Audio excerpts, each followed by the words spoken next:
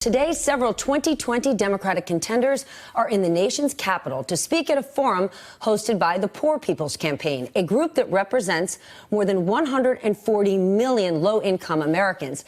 They are taking note on what voters want to hear as they prepare for the first debates, which are now just 9 days away. NBC's Ali Vitali is in D.C. at the forum.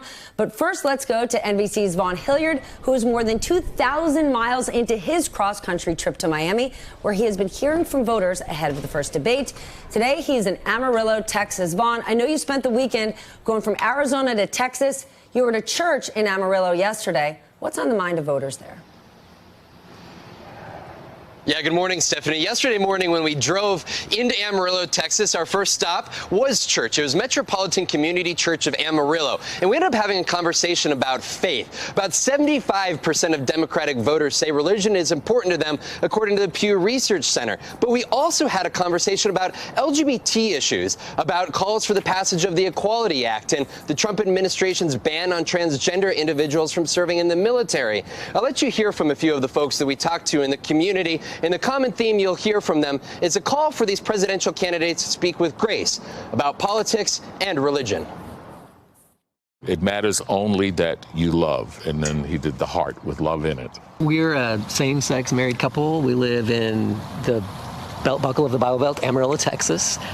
We choose to be Christians. We go to an evangelical, kind of a non-traditional, I guess, where you decided it's interdenominational church. Thank God I found this place because I found that I could be a Christian and be who God created me to be. Typically, Democratic candidates do avoid conversations about faith. I want to see their humanness. On that debate stage, what do you want to hear those candidates say about faith? I want to hear them say that that's a personal thing. If a right has been given through the court and not through legislative process, it's much easier to say, we want to reverse that. I think that what is right is very simple. Just uphold human dignity at all levels. You know, if we're a Christian nation, let's then act as Christians. It goes for health care, that goes for medical marijuana, that goes for immigration. I mean, God loves us all, period. There was one gentleman that I talked to yesterday. He's 28 years old. His name is Matt. He actually works down at the only gay bar here in Amarillo. And in his short young life, he told me in just over the last couple years, he's seen a remarkable change in just here in Amarillo, rural Amarillo here in the Bible Belt, in the Panhandle. And he said a large part of that is because of that conversation at a national stage among these presidential candidates over in Washington, D.C. And at a certain point that comes and enters into communities like his own. He said that he wants those candidates to continue to speak out because he's seen progress in communities like here in Amarillo. Stephanie?